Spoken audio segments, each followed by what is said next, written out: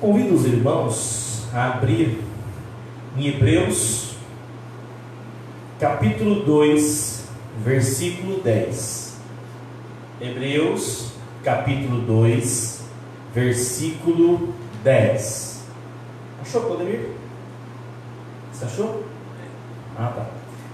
Se a hora que você achar, se você puder ler para a gente, eu vou ler na minha versão e depois também você faz a sua leitura. Deus é aquele que fez todas as coisas, e todas as coisas são para a sua glória. Ele quis que muitos filhos partilhassem de sua glória. Hebreus capítulo 2, versículo 10. Porque convinha que aquele para quem são todas as coisas, e mediante quem tudo existe, trazendo muitos filhos à glória, consagre-se pelas aflições o príncipe da salvação deles. Amém. Também nós vemos em 1 João capítulo 3, versículo 1, vejam como é grande o amor que o Pai nos concedeu, sermos chamados filhos de Deus, o que de fato somos. Queremos falar que somos formados para fazer parte da família de Deus. Eu e você, se nós entregamos a nossa vida a Jesus, nós somos parte da família de Deus. Você foi formado para ser parte da família de Deus. Deus, Ele tem um propósito, Ele tem vários propósitos na sua vida, e um dos propósitos é que você faça parte da família de Deus. Um dos propósitos de Deus na sua vida é que você faça parte da família de Deus. Deus quer uma família, Ele criou para você para ser parte dela. Por isso nós nos tratamos como irmãos, por isso nós chamamos Deus de nosso Deus Pai. Efésios capítulo 1, versículo 5 diz: seu plano imutável, o plano de Deus, sempre foi nos adotar para a sua própria família, trazendo-nos a si mesmo por meio de Jesus Cristo, e isso Ele trouxe com grande prazer. Deus tem prazer, Deus tem alegria, Deus tem felicidade por nós sermos parte da família a qual Ele criou, porque esse foi o propósito de Deus, esse é o propósito de Deus na sua vida. Deus é amor, por isso dá um imenso valor aos relacionamentos. O que é viver em família? Viver em família é ter relacionamentos. Deus dá um grande valor aos relacionamentos. E é interessante que nós aqui, nós temos uma relação com Deus vertical, e nós temos uma relação aqui com os irmãos aqui na terra, com as pessoas horizontal. Os dois são relacionamentos, e Deus quer que esse relacionamento seja bom, que nós tenhamos um relacionamento horizontal bom, e que nós tenhamos um relacionamento vertical bom, que nós tenhamos um relacionamento horizontal bom com os irmãos, com quem está ao nosso lado, que nós tenhamos um relacionamento vertical bom com o Senhor. Deus sempre existiu e sempre teve um relacionamento amoroso consigo mesmo. Olha só que interessante, Deus uno e trino, um Deus que é um, mas um Deus que é trino, a triunidade. Nós vemos que Deus, na sua essência, o Deus Pai, o Deus Filho e o Deus Espírito Santo, há um relacionamento harmonioso entre eles. Então é interessante, né, que logo Deus nunca esteve só. Deus não fez a família dos irmãos, ou seja, a família de Deus, que é a reunião daqueles que são salvos, daqueles que entregam sua vida a Jesus, para que Deus deixasse de ficar só, porque Deus estava em solidão. Não, Deus não estava em solidão. Deus, Ele tem o seu relacionamento, podemos chamar até como se fosse uma família, né?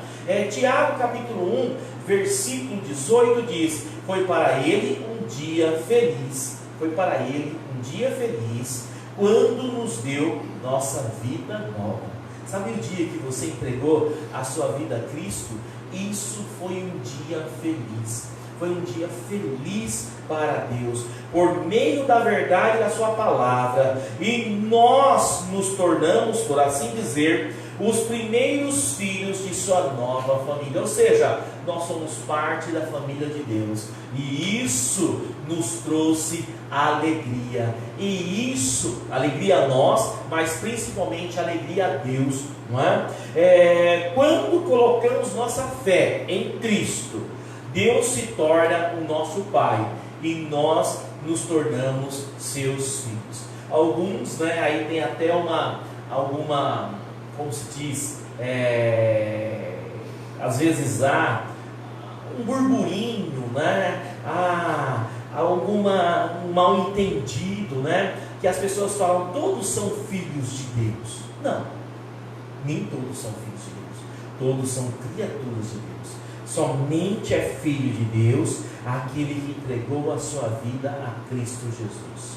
Todos são criaturas de Deus, mas aquele, é o que Tiago diz, foi para ele um dia feliz quando nos deu a vida nova. O que é essa vida nova? Quando nós entregamos a nossa vida a Jesus. Porque Deus amou o mundo de tal maneira que deu seu Filho único para que todo aquele que nele crê não pereça, mas tenha a vida eterna. A partir desse dia que nós entregamos a nossa vida a Cristo, nós começamos a ser filhos de Deus, né? Cada ser humano foi criado por Deus, mas nem todos são filhos de Deus. Só é filho de Deus aquele que entregou a sua vida a Cristo. O convite para sermos parte da família de Deus é universal. Ele chama todos, ele chama todos os povos. Por isso que a igreja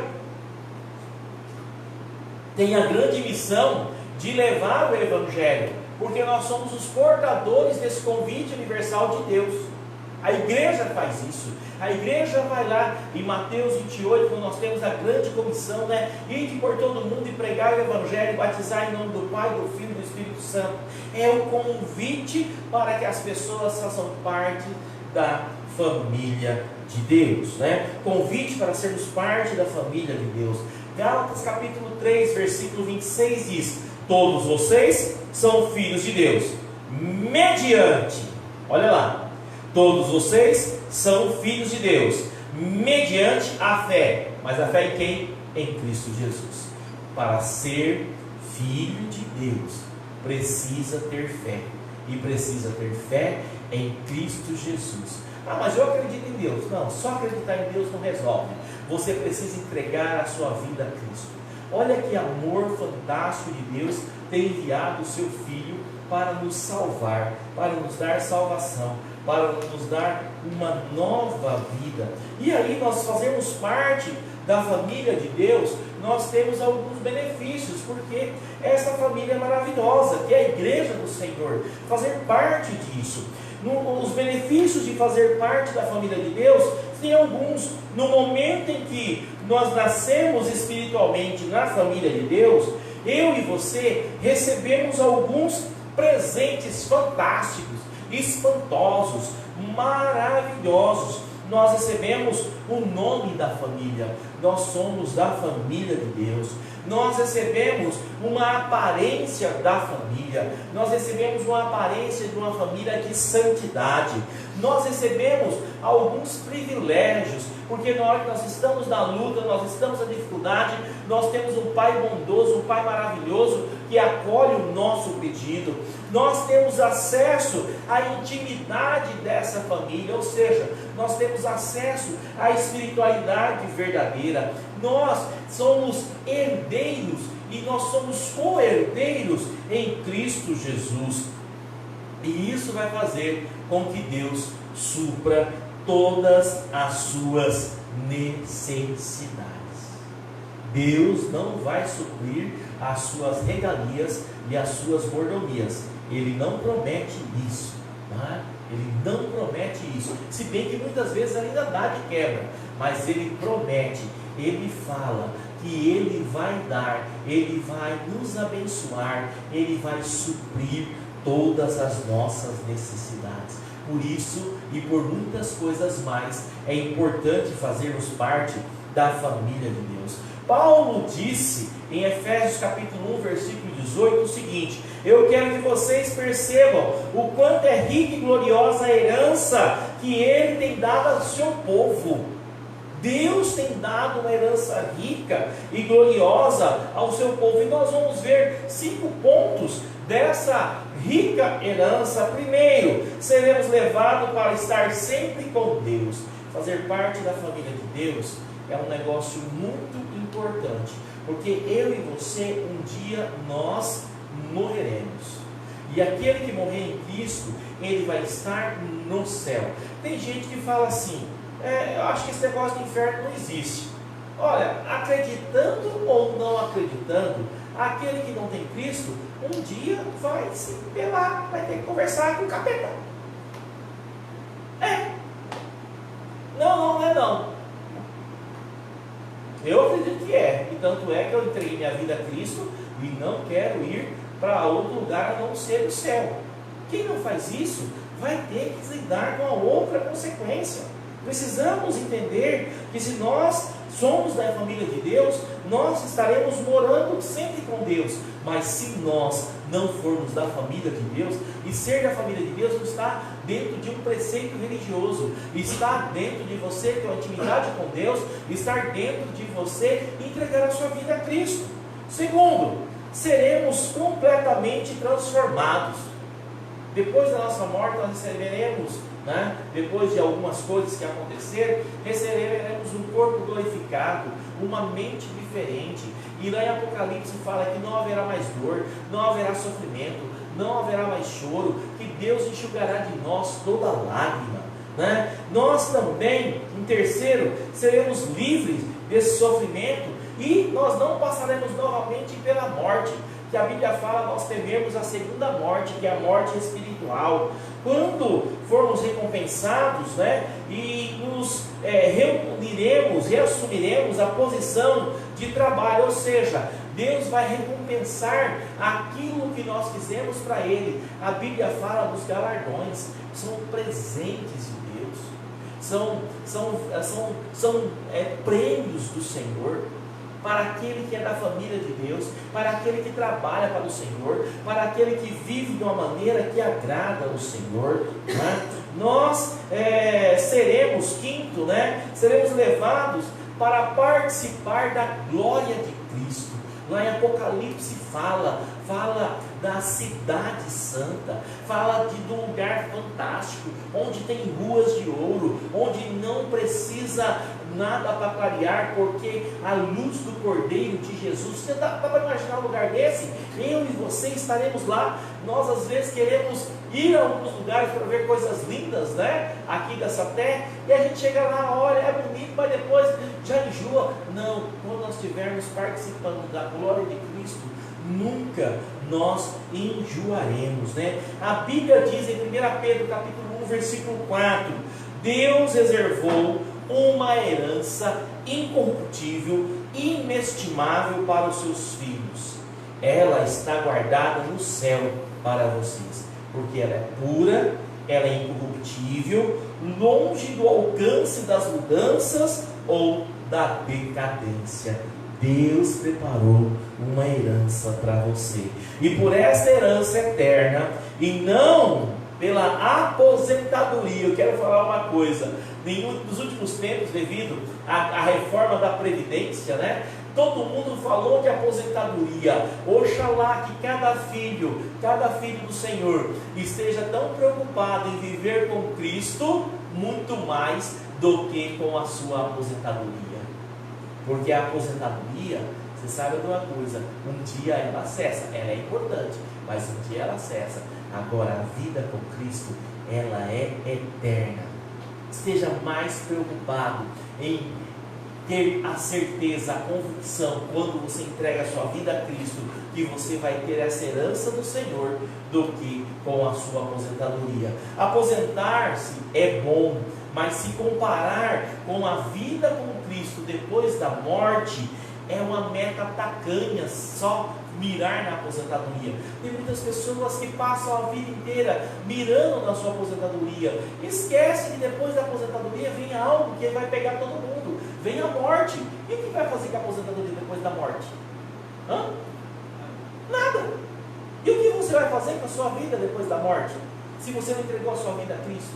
Você precisa disso. E eu digo isso aqui para a igreja, que você que já entregou a sua vida a Cristo, que você serve ao Senhor, aguenta firme, meu irmão. Esteja firme no Senhor, porque é isso que é o presente seu. Você vai ter algo fantástico, algo maravilhoso. Você vai viver na luz da eternidade. Isso é uma promessa de Deus. Isso é uma promessa do Senhor. Deus vai te fazer isso. O maior privilégio da vida. O maior privilégio da vida. A Bíblia diz: Jesus e as pessoas que Ele santificou pertencem todos à mesma família. Por isso, Ele não se envergonha de chamá-los de irmãos e de irmãs. Essa afirmação está em Hebreus, capítulo 2, versículo 11. Ser incluído na família de Deus é a maior honra e o maior privilégio que você pode ter. Você deve ter uma grande alegria por participar, por ser, por estar na família de Deus. Às vezes passamos por lutas, às vezes passamos por dificuldades, às vezes até desanimamos, mas não olhe o agora, olhe o futuro. Seja um investidor espiritual de longo prazo, tá? Você já viu pessoas que investem no mundo financeiro? Então ele começa, vamos pegar uma pessoa que começa com o seu empreendimento, né? Vamos pensar a pessoa que começa, por exemplo, com uma mercearia, mas ele não começa com a mercearia, talvez ele começa com uma sacolinha vendendo as coisas, depois ele faz uma portinha, né? E depois ele amplia, vai para 2 portinhas, daqui a pouco ele faz um mercadinho, daqui a pouco ele coloca uma coisa a mais nesse mercado, coloca lá um pão para vender, depois coloca um açouguezinho, coloca uma quitanda, daqui a pouco aquele mercadinho já é um mercado, e de repente lá, talvez numa época já da velhice, ele pode ter uma rede de supermercado. Quando ele começou? Lá atrás, com a sua pequena vendinha. Ele fez o quê? Um investimento de longo prazo.